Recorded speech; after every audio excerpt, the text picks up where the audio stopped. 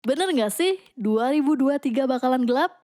Karena sekarang resesi lagi booming banget, banyak teman-temanku yang jarang membahas tentang ekonomi, tiba-tiba bahas itu juga. Tapi dari banyak obrolan yang aku lakukan, ternyata temanku juga belum tahu tentang istilah-istilah yang ada kaitannya dengan resesi. Apa sih itu inflasi, stagflasi, PDB, GDP, moneter, dan lain-lain. Aku sadar tidak semua orang berkecimpung di dunia ekonomi dan ya istilah-istilah itu untuk sebagian orang pasti susah untuk dicerna. Makanya aku bikin video ini untuk membantu menjelaskan apa saja istilah-istilah ekonomi yang berkaitan dengan resesi secara umum dan sederhana.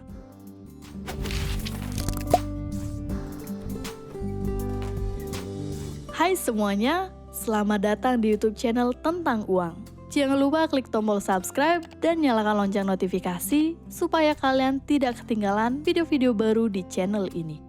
Video ini merupakan bagian kedua dari pembahasan krisis ekonomi. Link untuk menuju video pertama dan ketiga akan aku sertakan di kolom deskripsi. Oke, kita akan mulai dari yang lebih luas dulu. Secara umum, teori ekonomi ada dua, yaitu makroekonomi dan mikroekonomi. Makroekonomi itu ngomongin tentang ekonomi secara lebih luas dan kompleks. Lalu untuk mempersempit cakupannya disebut mikroekonomi. Resesi masuk ke bagian ekonomi makro, yang mana cakupannya luas, karena pembahasannya akan langsung ke suatu negara tertentu. Jika menyangkut negara, kalian tentunya sudah tidak asing dengan istilah APBN, yaitu Anggaran Pendapatan dan Belanja Negara. APBN adalah bentuk rencana keuangan yang dirancang oleh pemerintah setiap tahunnya, guna meningkatkan produksi dan kesempatan kerja yang bertujuan untuk meningkatkan perekonomian dan kesejahteraan masyarakat. Salah satu indikator yang dipakai untuk menghitung pendapatan negara adalah PDB. PDB atau Produk Domestik Bruto merupakan sebuah istilah yang digunakan untuk menghitung nilai pasar dari jumlah produksi barang dan jasa yang sudah dihasilkan oleh unit produksi suatu wilayah dalam satu periode tertentu. PDB juga dijadikan salah satu indikator untuk menghitung pendapatan nasional yang berpengaruh pada pertumbuhan ekonomi. Ketika PDB menurun, negara akan melakukan upaya untuk menguatkan kembali PDB tersebut dengan mengambil kebijakan, yaitu kebijakan fiskal dan kebijakan moneter. Kebijakan fiskal adalah segala jenis peraturan dan keputusan yang diambil pemerintah demi menjaga stabilitas perekonomian secara makro. Beberapa sektor terdampak langsung oleh kebijakan fiskal adalah pendapatan nasional, tingkat pengangguran, inflasi, dan kemiskinan.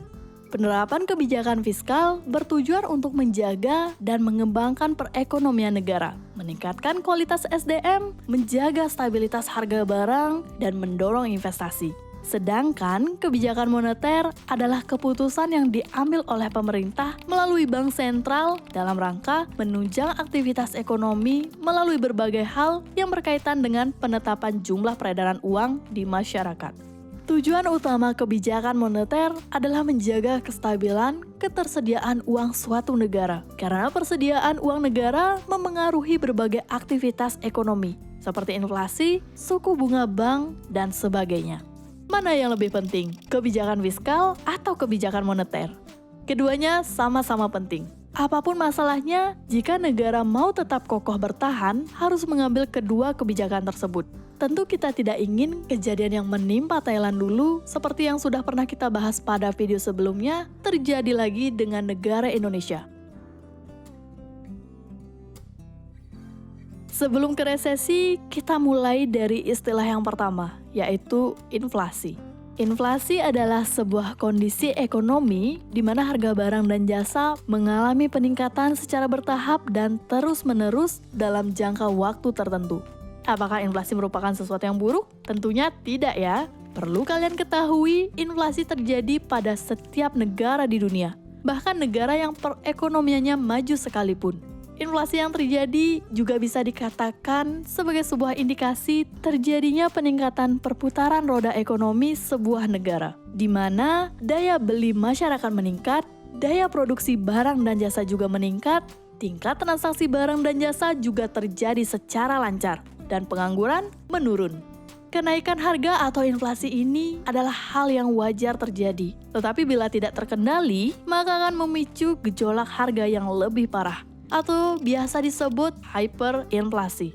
Indonesia pernah mengalami hyperinflasi sampai 600% di tahun 1963 sampai dengan 1965, akibat pemerintah memutuskan untuk mencetak uang sebanyak-banyaknya, yang awalnya bertujuan untuk membantu stabilitas negara dalam memperjuangkan kemerdekaan, tetapi malah menjadi bumerang bagi kestabilan ekonomi. Karena jumlah uang beredar sangat banyak, sedangkan produk barang dan jasa terbatas, karena keterbatasan atau kelangkaan inilah nilai uang menjadi kecil, tetapi harga barang malah melonjak tinggi.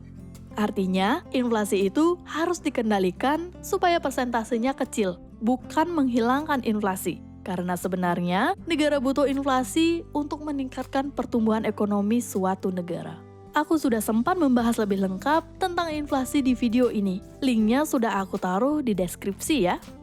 Resesi merupakan sebuah istilah yang menggambarkan kondisi pertumbuhan negatif ekonomi sebuah negara berdasarkan laporan keuangannya yang menurun selama 2 kuartal berturut-turut.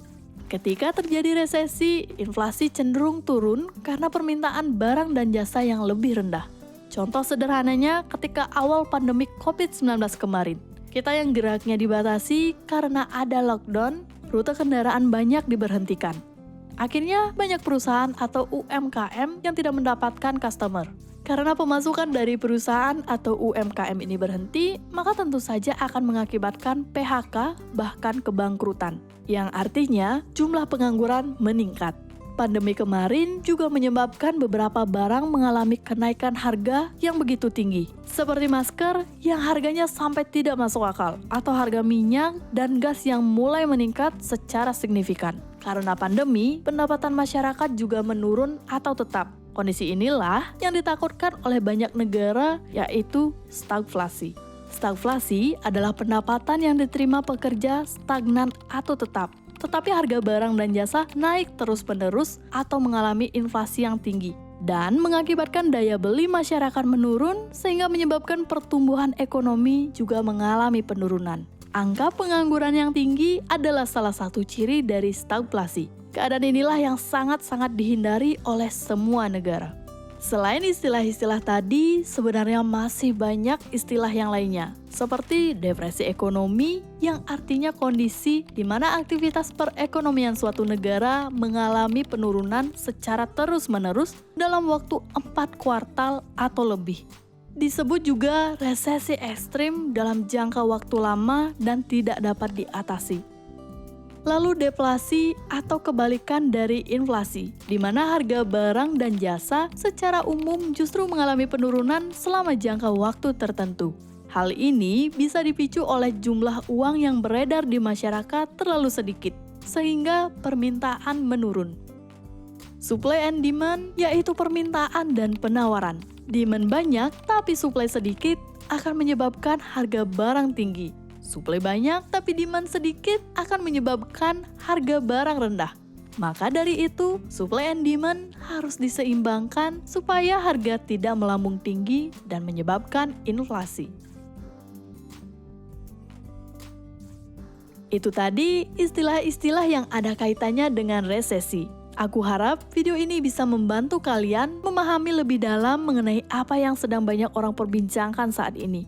Menurutku, ketidaktahuan akan membuat ketakutan. Ada baiknya kalian bisa mempelajari terlebih dahulu dengan matang sebelum kalian mengiyakan informasi yang kalian dapatkan. Sekian dulu pembahasan kita kali ini. Bila merasa video ini bermanfaat, silakan klik like. Bila suka dengan video-video seperti ini, silakan subscribe channel ini dan jangan lupa nyalakan loncengnya.